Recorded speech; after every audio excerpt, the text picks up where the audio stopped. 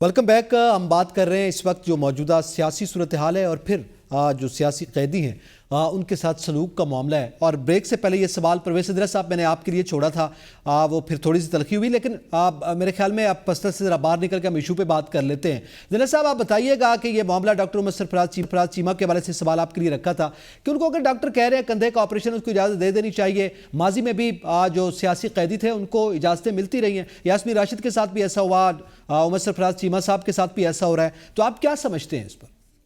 मैं जाती हैसियत में अगर मुझसे पूछें एक इंसानियत के नाते, तो मेरे ख्याल में अगर उनके कोई मसाइल हैं तो उनको इजाजत मिलनी चाहिए हॉस्पिटल में जाने की। उनकी कोई ऑपरेशन है किसी भी किस्म का, देखें सियासी कैदी हैं और जो कैदी सियासी कैदी होते हैं, बल्कि कोई दूसरा कोई भी कैदी हो, तो अगर इस किस्म का उसका मसला है, वो पाकिस्तान के आइन के मुताबिक, लॉ के मुताबिक उसको वो सहूलत मिलनी चाहिए। इससे पहले जो आपने जिक्र किया कि मियां मोहम्मद नवाज साहब जब बीमार थे तो उनको लंदन जाने की इजाजत मिली, तो मेरे ख्याल में उन तमाम साथियों को भी मिलनी चाहिए। लेकिन यहाँ पर एक चीज मैं आपको जरा जरूर वागज़ा कराऊंगा। इस वक्त पाकिस्तान तहरीक इंसाफ के जो कायदीन बाहर हैं, उनको भी इस बारे में बात करनी चाहिए, उनको भी सोचना चाहिए। वो अपने हाउस में जाएं, वो अपने तलकात इस्तेमाल करें, वो अपनी इन इन इन लोगों के लिए वो काम करें। देखें ना, अगर एक दो खवातीन अगर जेल में रह गई हैं, तो बहुत सारी वो खवातीन जो जेल में थी वो बाहर घूम भी तो रही है ना। उनकी मीडिया टॉक देखें, उनके काम देखें, उनके आनिया जानिया देखें, असेंबली में हर जगह पे मौजूद है। अगर दो तीन खवातीन है तो उनके लिए भी कोशिश करनी चाहिए। ये पाकिस्तान तहरीक इंसाफ की जिम्मेदारी है, उनको हर फोरम में आवाज सही। उठाएं और हुकूमत को बावर करवाएं कि ये कल खुदा ना करे ये मौका आज जो हुकूमत उनके भी साथ भी आ सकता है। तो मैं तो कम अज कम इस हक में हूँ जी, उनको बिल्कुल मिलनी चाहिए। अगर वो बीमार है, जेन्युइन है, तो उनको ये सहूलत मिलनी चाहिए ऑपरेशन के लिए या जो भी उनको मसाइल है।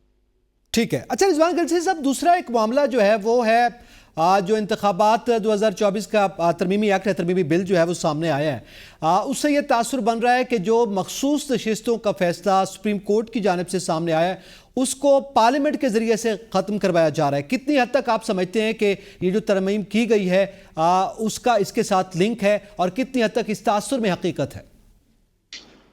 देखिए, मैं सवाल का जवाब देने से पहले, ये चूंकि जो तलखी हुई थी, संदेला साहब ने कहा कि मैं सहाफ़ी नहीं हूं। हमने देखा इनको कि जब ये इलेक्शन मुहिम थी मुस्लिम लीग नून की, तो बड़ी जबरदस्त इन्होंने सहाफत की, रिपोर्टिंग की, बड़ा उठाया भी जलसों में, और बड़ा इनके अंदर वो सारी चीजें मौजूद हैं। लेकिन वो जाहिर गुस्सा करके थे, उनको ये चीज समझनी चाहिए कि छेड़ा उन्होंने पहले खुद, और फिर उसके बाद जाहिर है जब आप छेड़ते हैं तो जवाब के लिए आपको तैयार रहना चाहिए। बहरहाल ये चीजें चलती रहती हैं, कोई इसमें पर्सनल नहीं होना चाहिए। जो आपका सवाल है वो ये है कि जो इस वक्त पार्लियामेंट के जरिए सुप्रीम कोर्ट का फैसला डिफीट करने की कोशिश की जा रही है, ये कुछ अरसा पहले भी हुआ है। जब माजी में सुप्रीम कोर्ट ने इंतखाबात करवाने का फैसला दिया था, उस वक्त भी हमने देखा कि पार्लियामेंट से करारदादें मंजूर हुई, फिर पार्लियामेंट के सेशन हुए, उसमें बाकायदा सुप्रीम कोर्ट के खिलाफ तकरीरें की गई। तो ये हुकूमत के पास, इन्होंने पार्लियामेंट को इस्तेमाल कर रहे हैं सिर्फ अपने सियासी मफाद के लिए। बड़ी बदकिस्मती की बात है कि वो जो पार्लिमानी करारदादें हैं या कानून साजी है, मसलन आज ये जो कानून साजी है स्पेसिफिक एक मकसद और सुप्रीम कोर्ट के फैसले को डिफीट करने के लिए की गई है। इस कानून साजी को अगर चैलेंज किया जाएगा तो ये फौरी तौर पे कोई भी जज होगा वो इसको उड़ा के रख देगा कि यार ये कानून साजी तो सिर्फ सुप्रीम कोर्ट के फैसले पर अमल दरामद करने के लिए की गई है। सो ये हुकूमत की पुरानी, ये आज कोई नई बात नहीं है, पहली दफा इन्होंने नहीं किया, लेकिन ये करने की कोशिश जरूर करें। लेकिन इसकी ना तो कोई कानूनी अहमियत है, एक तो इस पार्लियामेंट जो नहीं, पार्लियामेंट इसमें गिलज़ई साहब, अगर पार्लियामान कोई कानून साजी कर देती है तो क्या कोर्ट उसकी तो ज़ाहिर तशरीह कर सकती है, उसको उड़ाएगी कैसे? देखें, कानून साजी की जो रूह है ना, उसको समझने की जरूरत है। पहली बात तो ये है कि ये जो पार्लियामेंट है, जो कानून साजी, ये कौमी असम्बली जो है, ये जो वजूद में आई है, इसकी अपनी साख पर सवालिया निशान है। ये जो लोग जीत के आए हैं, क्या ये कानून साजी के अहल हैं या नहीं है? क्या ये अवाम के नुमाइंदे हैं या नहीं? ये चीजें तय होनी है। ये मामला इलेक्शन ट्रिब्यूनल्स में है, ये मामला अदालतों में है। अदालतों ने भी ये तय करना है कि जो बैठ के कानून साजी कर रहे हैं, क्या वो कानून साजी कर भी सकते हैं या नहीं कर सकते। लेकिन जाहिर है कि वो तो इस वक्त जोर जबरदस्ती का निजाम है, वो उन्होंने ला के लोगों को बिठाया हुआ है, मर्जी की कानून साजी कर ली जाती है। अचानक जो है वो कौमी असम्बली का इजलास तलब किया जाता है, यानी सारी पार्लियामानी रवायात को इन्होंने पांव तले रौंदा हुआ है, कानून को पांव तले रौंदा हुआ है, अदालती फैसलों को पांव तले रौंदा हुआ है, आईने पाकिस्तान को पांव तले रौंदा हुआ है, अवामी राय को पांव तले रौंदा हुआ है। अवाम के वोट को पांव तले रौंदा हुआ है। तो इस वक्त तो वो इसी तरह चल रहे हैं, लेकिन ना तो इसकी कोई कानूनी अहमियत है, ना तो इसकी कोई आईनी अहमियत है, ना ही इसकी कोई अखलाकी अहमियत है। सो ये कोशिश है, उन्होंने कोशिश की, इलेक्शन कमीशन नहीं मैनेज हुआ। इलेक्शन पहले तो यही खबरें आई थी कि इलेक्शन कमीशन फैसला नहीं मानेगा। इलेक्शन कमीशन के अरकान डट गए, उन्होंने कहा जी हम क्यों अपने ऊपर आर्टिकल 6 लगाएं। अब ये उस पार्लियामान के इदारे जिसको आईनी तहफ़्फ़ुज़ हासिल है, उसके पीछे ये पहले भी छुपते रहे, उसके पीछे दोबारा छुपने की कोशिश की जा रही है, लेकिन इस कानून साजी की कोई ज्यादा अहमियत नहीं है। अब ये मामला दोबारा सुप्रीम कोर्ट में जाता हुआ नजर आ रहा है, और ये जो आज कानून साजी हुई है, वैसे भी जो आपने कहा कि उसको तशरीह जरूर कर सकती है, चैलेंज नहीं कर सकती, लेकिन उसकी तशरीह में ये उसकी जो रूह है उसको जरूर देखा जाना चाहिए कि ये जो कानून साजी की गई है ये बदनीयती पर फिर जाहिर है यकीनन वो देखा जाएगा कि आगे तशरीह में वो क्या मामलात आते हैं, क्या रूह में सामने आते हैं।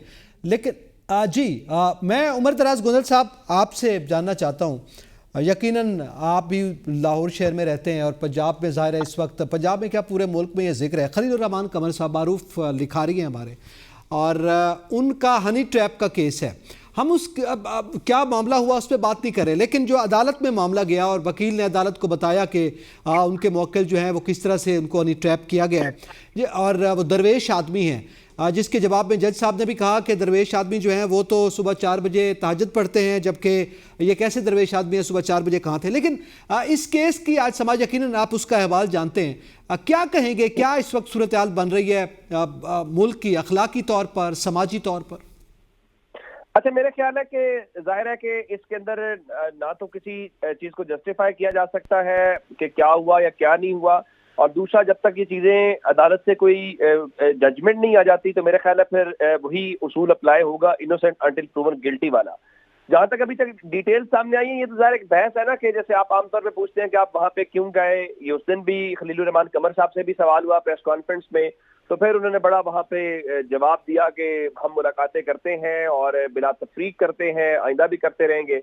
तो अब आज वहां पे उनके जो वकील साहब थे उन्होंने ये बताया कि उनके जो मौकिल हैं वो दरवेश है। तो फिर जज साहब ने पूछा कि दरवेश तो उस टाइम तहज्जुद पढ़ रहे होते हैं, तो आप उस वक्त क्या वहां पे कर रहे थे। लेकिन वो जो लड़की जिसके ऊपर इल्जाम है, आमना, उसने आज कोर्ट के सामने ये कहा कि जो हसन शाह इसमें मरकजी किरदार है, जो बताया जा रहा है इस पूरे गैंग का वो किरदार है जो लोगों को इस तरह से ट्रैप करके ये लेके आते थे, उसने कहा वो मुझे भाई के मेरा बना हुआ था, लेकिन उसने भी मुझे इस्तेमाल किया।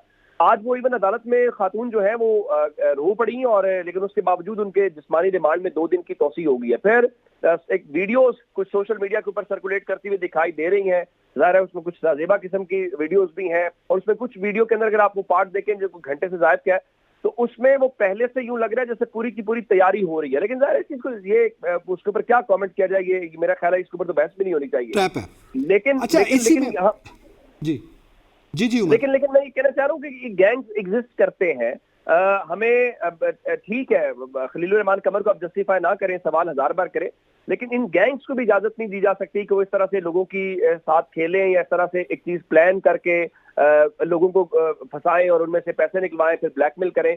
उसके ऊपर भी कुछ जरूर जो है वो काम होना चाहिए। अच्छा, उसमें परवेज संदेला साहब, आप क्या समझते हैं कि ज़ाहिर एक मारूफ राइटर हैं और इस तरह की जो लिखारी शख्सियात हैं जो अदब से वाबस्ता होते हैं, लिटरेचर से वाबस्ता होते हैं, एंटरटेनमेंट की दुनिया से भी वो वाबस्ता हैं, तो उनके असरात सोसाइटी पर होते हैं, उनका कोई भी अमल जो है वो सोसाइटी पर एक असर मुरतब करता है। पहले ही भी वो ख़वातीन के बारे में जो कमेंट्स हैं उस पर वो हदफ तनकीद रहे हैं। अपने ड्रामों में कुछ इस तरह के डायलॉग हैं, वो ज़ाहिर है वो डायलॉग फिर हरकत कर रहा है, फिर उनके बारे में वीडियोज़ आ रही हैं। तो आप क्या समझते हैं कि उनके इस अमल के हवाले से जो उन्होंने खुद सर अंजाम दिया, केस को हम अलग रख लें, जाहिर है केस का अपना एक फैसला इस मखसूस केस पे आएगा, लेकिन इन जनरली आपका क्या ख्याल है उनके बारे में? परवेज सदेला साहब, मुझे सुन पा रहे हैं आप?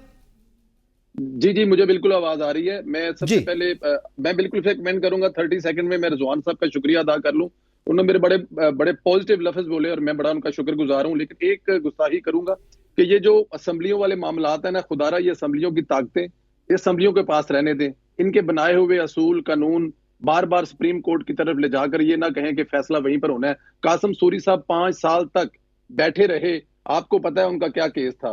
तो ये असम्बलियों वाला असम्बलियों में रहने दें, खुदारा इनको मतलब ना लेके जाए कल कोई और इमरान खान साहब आएंगे तो जिस तरह भी इलेक्शन लड़के आएंगे उन्हीं के असेंबलियों से मंजूर कानून जो है ना हम उनको मानेंगे। सुप्रीम कोर्ट से दूर दूर रखें। आप भाई हैं, ये मेरे गुस्ताखी की आपसे। जी बिल्कुल, देखें जब कोई इंसान बड़ा होता है ना, वो बड़ा लिख रहा होता है, वो बड़ा लिखारी होता है, वो बड़ा अदाकार होता है, तो उसकी जिम्मेदारियां भी ज्यादा बढ़ जाती हैं, उसकी जो एहतियात होती है वो ज्यादा बढ़ जाती है, उसका जो उसके मुंह से एक एक, अब मैं यहाँ पे हम 4 लोग बैठे हैं, मेरी और जुबैर साहब की आपस में वो एक चपलोशी, तो हमारी जिम्मेदारी भी बढ़ गई है क्योंकि हम लोग नेशनल टीवी पे बैठे हुए, तो हमें एहतियात करनी चाहिए, हमें भी करनी चाहिए। और साथ में जो खलीलुर रहमान कमर साहब है उनकी तो एहतियात बहुत ज्यादा है, लेकिन मुझे नहीं लगता, मुझे लगता है कि किसी जगह पे खलीलुर रहमान कमर साहब शायद हम इंसानों से अपने आप को कुछ थोड़ा सा ऊपर ले जाकर सोचते थे और औरतों को वो कीड़ा मकोड़ा समझते थे और मेरे जैसे राम इंसानों को वो इंसान समझते नहीं थे। जब बच्चों के सामने दफ्तरों के सामने बैठकर वो जिस सिगरेट के स्टाइल में पीते हुए वो देखिए, वो रोल मॉडल नहीं है। वो लिखते अच्छा है, इसमें कोई शक नहीं, ड्रामा, लेकिन रोल मॉडल नहीं है। और यहाँ पर एक और बड़ी गलती कर गए, अभी उमर भाई ने कहा कि सोशल मीडिया में कुछ वीडियो, अभी एक ऑडियो और चल रही है जिसमें खातून उनका इंटरव्यू ले रही है और उसको और मुतनाजा कर रहे हैं, कह रहे हैं कि ये जो कुछ हुआ है, मेरी कनपटी पे पिस्तौल रखा हुआ था और मुझसे ये सारा गलत काम करवाया गया 2 ढाई घंटे के दरमियान। मतलब चीजों को और मुतनाजा बना रहे हैं। लेकिन मैं मुजम्मत करता हूं, ये नहीं होना चाहिए। उमर भाई की बात बिल्कुल ठीक ही है, इन गैंग को पकड़ना चाहिए। ये किसी भी इंसान के साथ कोई भी किसी भी लम्हे बहक सकता है, लेकिन उसका मतलब ये नहीं है कि उसके साथ ही होना चाहिए। इन गैंग्स के खिलाफ जरूर कार्रवाई होनी चाहिए, लेकिन इंसान जितना बड़ा हो, उसका कद जितना बड़ा हो, उसको एहतियात भी उतनी करनी चाहिए। ठीक है। जुबैर अली खान साहब, ज़ाहिर है खलीलुर रहमान कमर का जिक्र इसलिए हो रहा है कि वो बहरहाल एक ऐसी शख्सियत हैं जो डिस्कस होती हैं, सोशल मीडिया पे भी डिस्कस होते हैं, आम महफिलों में भी डिस्कस होते हैं, और इस तरह का वाक़या जो है वो अब कोर्ट में भी मौजूद है। तो उनकी शख्सियत, ज़ाहिर है मुख्तलिफ इख्तलाफ राय हो सकता है ख़वातीन का मुतालिक इस मौजू पे, मर्दों के मुतालिक, उन इंसानी हुकूक़ के मुतालिक, निस्वानी हुकूक़ के मुतालिक, मगर उनकी भी एक अपनी राय है। आप क्या समझते हैं, उनका तासुर हमारी सोसाइटी में क्या है और अब क्या इम्प्लीकेट कर रहा है? देखें, ये बात दुरुस्त है कि खलीलुर रहमान कमर साहब को अल्लाह ने शोहरत दी और लोगों ने उनकी जो तहरीरें हैं, जो ड्रामे हैं, उनको पसंद किया। लेकिन अनफॉर्चुनेटली मामला ये है कि हमारी सोसाइटी में जिस किसी को भी कोई शोहरत या इज्जत मिलती है तो वो उसको जो संभालना है वो बड़ा मुश्किल हो जाता है, और ये वाकई एक मुश्किल काम है। तो मेरा ख्याल है कि इसी वजह से जितने ही वो लाइमलाइट में आए और फिर उसी लाइमलाइट की जद में आकर वो हनी ट्रैप भी हो गए, तो उनकी जिम्मेदारियां जरूर बढ़ती हैं। और जिस तरीके से तमाम पैनलिस्ट ने कहा कि जिन लोगों ने हनी ट्रैप किया उनके खिलाफ भी, इस तरह की जो गैंग्स हैं ज़ाहिर है इस किस्म के लोगों को टारगेट करते हैं, उनके खिलाफ भी जो है वो कार्रवाई करनी चाहिए। लेकिन इससे हम खलीलुर रहमान कमर साहब को बरी ज़िम्मा भी नहीं करार दे सकते और उनको मासूम भी डिक्लेयर नहीं कर सकते। वो खैर सारा जो मामला है वो अदालत में ही चल रहा है। लेकिन मुझे जो आज अदालत से रिमार्क्स आए हैं, मुझे उस पर भी बड़ी हैरत हुई है। जब उनको कहा गया कि उनके वकील ने कहा कि मेरे मौक्किल जो हैं वो तो एक दरवेश आदमी है, और जज साहब ने अगर मैं गलत नहीं हूं तो रिपोर्ट कुछ इस तरह की तरह हुआ है कि इस वक्त जो दरवेश आदमी है वो तो कहीं तहज्जुद पढ़ रहे होंगे। तो ये अदालतों का भी ये रवैया नहीं होना चाहिए। इस मुल्क में फ्रीडम ऑफ मूवमेंट है। अनफॉर्चुनेटली जब भी कोई इस तरह के इंसिडेंट होते हैं, खलीलुर रहमान कमर साहब खुद भी इस तरह की मिसालें दिया करते थे कि वो फलां अगर कोई इंसिडेंट होता था तो वो कहते थे वो फलां टाइम पे फलां जगह कर क्या रही थी। तो वो उस वक्त खलीलुर रहमान कमर साहब कह रहे थे तो वो भी गलत था, और आज अगर जज साहब ये कह रहे हैं कि इस टाइम तो तहज्जुद पढ़ने का टाइम है तो ये किसी के घर क्यों गए हैं या बाहर क्यों निकले हैं घर से, तो ये रवैये भी अदालतों को नहीं अपनानी चाहिए।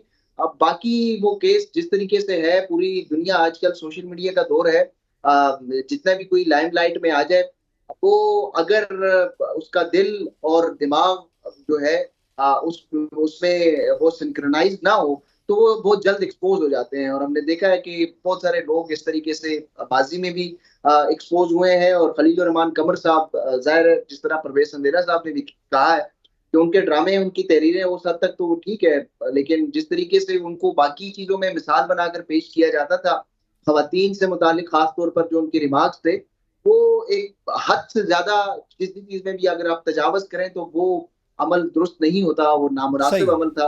और मुझे लगता है कि उन्होंने एक दफा कहा था कि वो उनका एक क्लिप भी बड़ा वायरल हुआ था कि कोई खवातीन ने कभी किसी मर्द को तो कभी अगवा नहीं किया, इस तरह क्लिप था। तो वो जी। चीजें भी उनके सामने आई हैं। तो खैर ये मामला इसी तरह अब है, बड़ा अनफॉर्चुनेट मामला है जो भी हुआ है।